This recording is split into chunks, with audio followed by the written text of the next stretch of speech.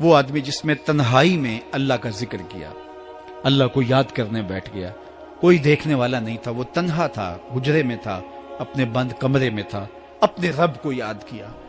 اللہ کی یاد کرتے کرتے اس کی آنکھوں سے آنسو ٹپکنے لگے، اس کی آنکھیں آنسوؤں کا خراج دینے لگی۔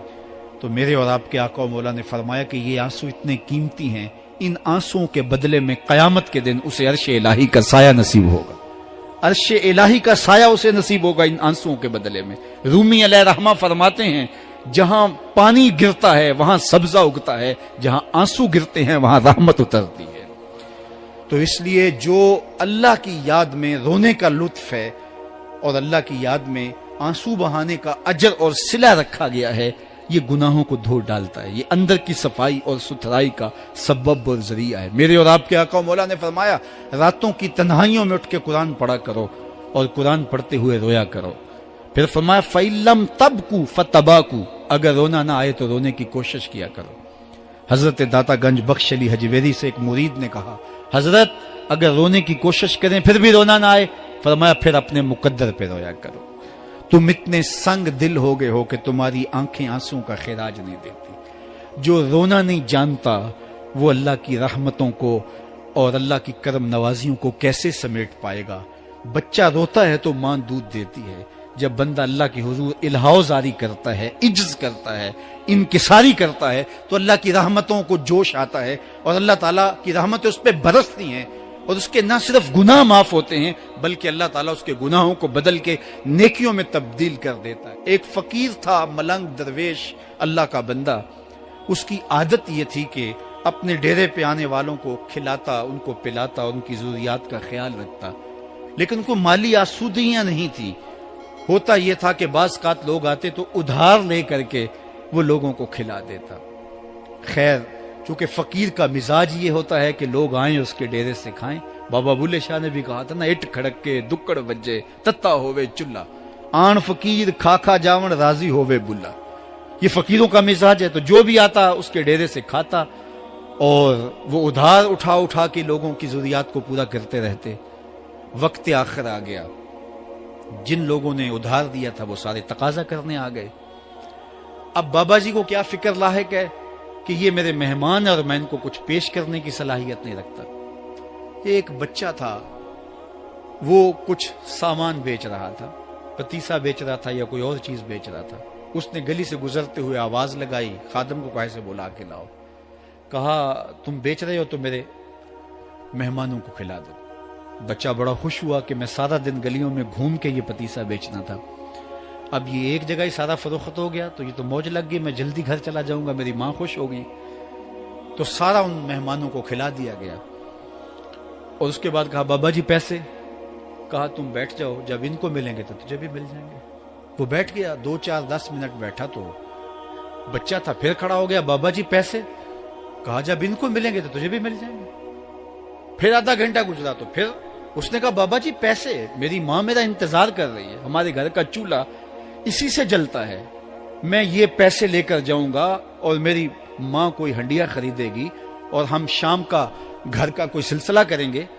کہا بیٹا جب ان کو ملے گا تو تجھے بھی مل جائے گا۔ بچے نے رونا شروع کر دیا، یتیم بچہ تھا، اس کا سارا آسرا یہی تھا، اس نے رونا شروع کر دیا۔ جب بچہ رویا اللہ کی رحمت کو جوش آیا، کوئی مرید نذرانہ لے کے ان بزرگوں کے پاس آ گیا اور اشرفیوں کی بھری ہوئی تھیلی پیش کی۔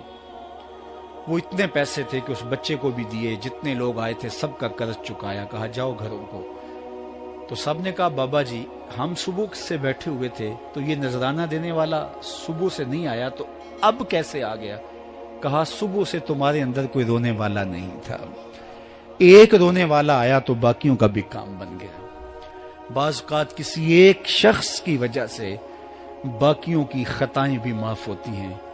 آج ہم اجتماعی طور پہ تا حد نظر اندر باہر اوپر نیچے اتنے لوگوں کے ہجوم میں اللہ کی بارگاہ سے یہ توقع رکھتے ہیں کہ مالک کتنے ہجوم میں کوئی ایک تو ہوگا جو تیرا لاڈلا ہوگا، کوئی ایک تو ہوگا جو تیرا بہت قریبی ہوگا، کوئی ایک تو ہوگا جس پہ تیری رحمتیں برسیں گی۔ تو مالک اس کے صدقے سے ہماری خطائیں بھی معاف کر دے، ہمارے گناہ بھی معاف کر دے۔ کوئی ایک رونے والی آنکھ مل گئی تو باقیوں کا بھی کام بن جائے گا. اٹھ فریدا ستیا تے میلا ویکھن جا, وت کوئی بخشیا مل جاوے تے تو ہی بخشیا جا. میرے مالک ہم سب کی خطائیں معاف کر دے, ہم سب سے درگزر فرما, اور ہم سب کے باطن کو ستھرائیاں دے دے, ہمارے اندر کو پاکیزگیاں دے دے. بہت وقت میں نے اور آپ نے صاحب گزار لیا, تیزی کے ساتھ زندگی بیت رہی ہے. میں اگر اپنے آپ کو دیکھوں تو میری زندگی کتنی بہاریں کاٹ چکی ہے.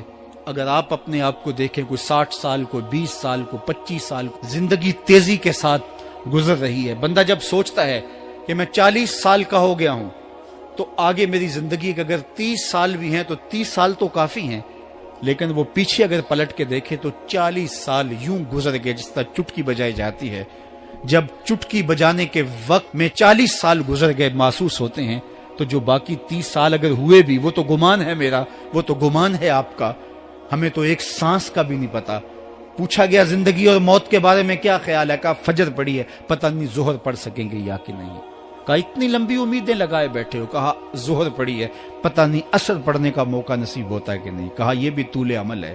ایک بولا عصر پڑی ہے, پتہ نہیں مغرب پڑھ سکیں گے یا کہ نہیں. کسی نے کہا ایک رکعت پڑی ہے, پتہ نہیں دوسری رکعت بھی پڑھنا نصیب ہوتی ہے یا نہیں. کہا یہ سب تمہارے منہوں کی باتیں ہیں. میں تو کہتا ہوں ایک طرف سلام پھیرا ہے, پتہ نہیں دوسری طرف سلام بھی پھیر سکیں گے یا کہ نہیں. کیا موت اتنی قریب نہیں ہے؟ ہم نے اپنی آنکھوں کے سامنے لوگوں کو جدا ہوتے یوں نہیں دیکھا ہے. ہم کہتے ہیں اس کی خبر سنا رہے ہو موت کی, یہ تو میں نے ابھی سبزی والی دکان پہ دیکھا تھا. لیکن جب موت آتی ہے تو ایک لمحے کا تقدم اور تاخر نہیں ہوتا. تو صاحب آئیے اپنی زندگی کو اللہ اور اس کے رسول کی راہوں پہ ڈالیں. آج وقت ہے, آج موقع ہے, آج توبہ کا دروازہ کھلا ہے, کل سب کچھ نہیں ہوگا. آج اس کی رحمتیں آواز دے رہی ہیں. آج وقت ہے, وقت پر کافی ہے ایک قطرہ بھی آب خوش ہنگام کا. جل گیا جب کھیت برسا می تو پھر کس کام کا. اب آئیے سنیے, اس کائنات کے اندر ہمیں وہ خواتین ملیں گی جو پردے کے پیچھے تھی, لیکن پردے کے سامنے ماں نہیں آئی, عبد القادر جیلانی آئے. ماں پردے کے پیچھے تھی, پردے کے سامنے فرید الدین گنج شکر آئے.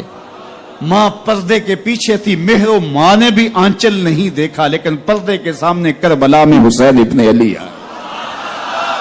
تو یہ پردے کے سامنے آئے, وہ پردے کے پیچھے تھی. تو جب مائیں پردے کے پیچھے ہوں تو پھر بیٹے جو ہیں وہ پردے کے سامنے آ کے وہ نقش ثبت کرتے ہیں کہ جو لوگوں کے زندگی کے نقوش کو جو ہے وہ اجال دیتے ہیں اور تقدیر بدل دیتے ہیں. تو اس لیے ماؤں کی ذمہ داریاں گھر سنبھال